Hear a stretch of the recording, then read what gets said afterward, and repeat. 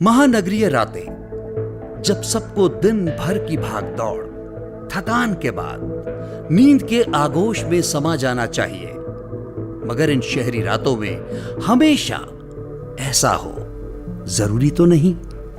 कुछ ऐसे भी लोग होते हैं जिनके लिए सही मायनों में ये रातें ही खास होती हैं। उनकी जिंदगी ही इन रातों से शुरू होती है। लेकिन हर रात में जागने वाला शख्स मौज मस्ती ही करे, यह जरूरी तो नहीं। कुछ की मजबूरियां भी होती हैं। एक बार रानू की शादी कर दूं, फिर आग लगे इस ओवर टाइम को। रोज देर हो जाती है घर लौटने में। न जाने कितनी ही बार वो सड़क से गुजरा होगा, अपने घर पहुंचा होगा, मगर आज की रात कुछ अलग है। आज वो शायद किसी की नजरों में है और उसे भी आभास हो गया कि उस गली में कोई है। पिछली बार उसने यहीं एक बूढ़े भिखारी की मदद की थी। कौन है उधर पे? कोई है क्या? अरे बोलना। और तभी उस गली के अंत में जो दिखा, वो समझ गया कि इस बार ये कोई बूढ़ा भिखारी तो हरगिज नहीं था। अंधेरे में चमकती वो दो लाल खूंखार आंखें जो किसी का भी खून जमा सकती थी। वो साइकिल छोड़कर भागने लगा। वो अनजान साया उसका पीछा कर रहा था, पर अब वो फंस गया है। नहीं नहीं नहीं, मुझे छोड़ दो, छोड़ दो, छोड़ दो, जाने दो। बचाओ बचाओ, कोई है, बचाओ बचाओ। और तभी उनके आसपास हल्की रोशनी हो गई। वो पूरे चांद की रात थी और बस अभी अभी चांद बादल के एक टुकड़े से झांकने लगा था, जैसे धूप निकल आई हो। और फिर जो हुआ, उसकी कल्पना उस किस्मत के मारे ने कभी की ही नहीं होगी। ये नजारा उसकी जिंदगी का आखिरी भी हो सकता है। और हां, ये शख्स न तो पहला शिकार था और न ही आखिरी।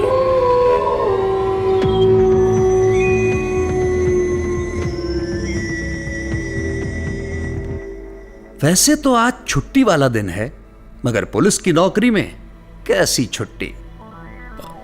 Good morning sir.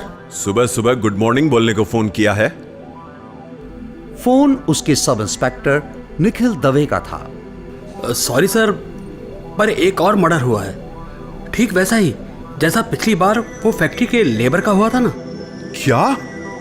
कहाँ? सर वो शहर के बाहर पुराने पेट्रोल पंप के पास। शिट, फिर से? अच्छा, बॉडी की क्या पोजीशन है? सर वो कार, मतलब झाड़ी वो। अरे ठीक से बताओ ना, कार या झाड़ी? सर आधी कार में और बाकी झाड़ियों में। अब उदय का कुछ भी सुनने का मन नहीं रह गया था। शहर में इन दिनों एक विचित्र से सीरियल किलर का खौफ फैला हुआ था। वो इतनी पूरी तरह कत्ल करता था जैसे किसी जानवर का काम हो। और ये हैं डीएसपी उदय सिंह चौहान, इस केस के इन्वेस्टिगेशन ऑफिसर। कुछ ही देर में वो लोग वहां पहुंच गए। एक नजर में तो ये हादसा लग रहा था, मगर पुलिस के लोग अपना काम कर रहे थे। तभी सब इंस्पेक्टर निखिल दवे उदय के पास पहुंचा। सर विक्टिम ड्राइविंग सीट पर था। उसकी आधी बॉडी अब भी सीट पर और आधी यहां पड़ी है। मतलब ये कैसे पॉसिबल है? ओ जी, सीट बेल्ट नहीं लाई होगी मुंडे ने जी, और की फोर्स नाल गिर गया होगा झाड़ियां विच। रुको, वहां पैर मत रखो स्टूपिड। क्या हुआ जी? शायद पहली बार कातिल ने अपना कोई सुराग छोड़ा था। और यह सब शुरू हुआ था लगभग 6 महीने पहले, जब शहर में सब शांत था। लोग अपनी अपनी जिंदगियों में व्यस्त थे। कोई सीरियल किलर नहीं, कोई हत्याकांड नहीं, सब बिल्कुल सामान्य था। अनुष्का एक सिंगल मदर, वो और उसका 6 वर्षीय बेटा आयु, बस इतनी ही छोटी सी दुनिया थी उनकी। अनुष्का एक कोरियोग्राफर थी। सालों पहले एक कल्चरल प्रोग्राम जो कि सेना के सम्मान में रखा गया था, उसी में उसकी मुलाकात मेजर अनिकेत बजाज से हुई। दोनों पहली नजर में ही एक दूसरे को पसंद करने लगे। जल्द ही उन्होंने शादी भी कर ली। हालांकि इस शादी से उनके परिवारजन खुश नहीं थे।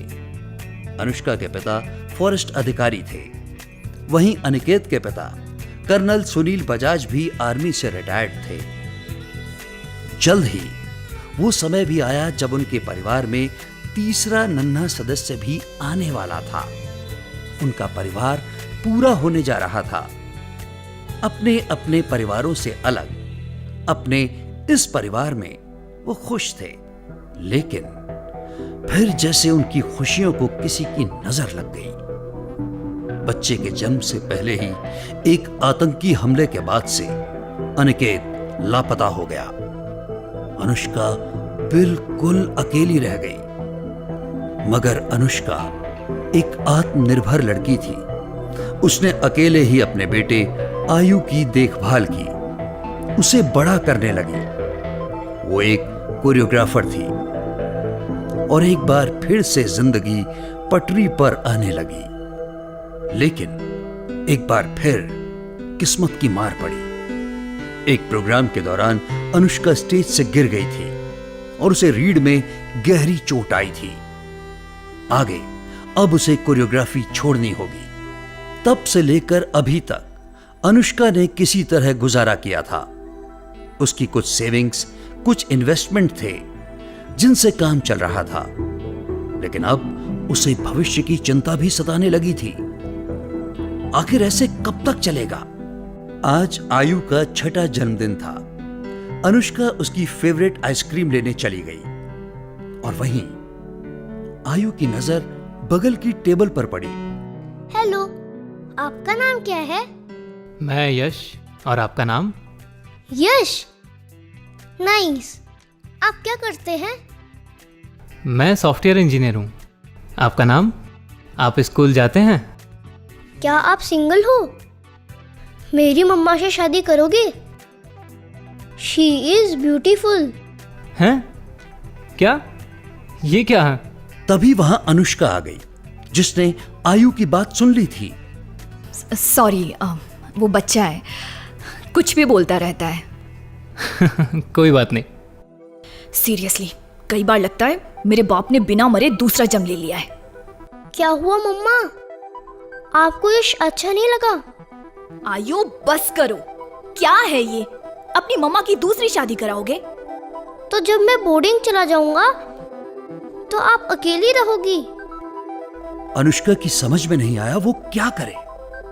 आयु अपनी उम्र से कहीं ज्यादा परिपक्व था और ये कोई पहली बार नहीं था जो उसने अपनी मां का घर बसाने की कोशिश की हो। अरे, ये क्या है? सुनील बजाज, ससुर जी, इन्हें कैसे मेरी याद आ गई?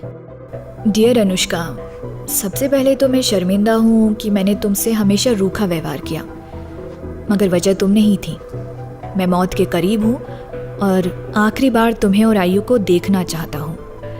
हो सके तो उसे लेकर मेरे जनकपुर वाले फार्म हाउस पर आ जाओ। वैसे भी अब वो तुम्हारा है। मैंने प्रॉपर्टी के पेपर भी भेज दिए हैं। अब एक ज़रूरी बात। उस चिट्ठी को छोड़ अनुष्का जल्दी से उस लिफाफे से दूसरे कागजात निकालने लगी। उसमें एक रजिस्टर्ड वसीयत थी जिसके अनुसार अनुष्का सुनील बजाज की हर संपत्ति की इकलौती वारिस है। Yes, yes, Yuppie! क्या हुआ मम्मा? कल हम दादाजी के पास जा रहे हैं, जनकपुर। पर आप तो उनको सन की बुड्ढा बोलती थी ना? आयु, बैड मैनर्स। पहले आप बताओ कि वो खड़ूस भी नहीं है क्या? आप ही तो बोलती थी। हे भगवान, ये लड़का। चल भाग, सो जाके। यकीनन ये अनुष्का की सभी समस्याओं का अंत था। मगर खुशी के मारे अनुष्का ने सुनील बजाज की चिट्ठी अधूरी ही पड़ी थी। और अगले दिन पूरे दिन का सफर करके वो आखिरकार जनकपुर पहुंच ही गए। वो जंगलों से घिरा हुआ छोटा सा खूबसूरत गांव था और वो अंततः बजाज फार्म हाउस पहुंच ही गई। अब क्या होगा? क्या ये अंत था सभी दुश्वारियों का या फिर नई चुनौतियों की शुरुआत? क्योंकि अनुष्का को नहीं पता था कि उस सामान्य सी दिखती जगह पर एक अनोखा रहस्य भी उसका इंतजार कर रहा था। जानने के लिए जरूर देखें अगला एपिसोड और तुरंत करें चैनल को सब्सक्राइब। कहानी जारी रहेगी।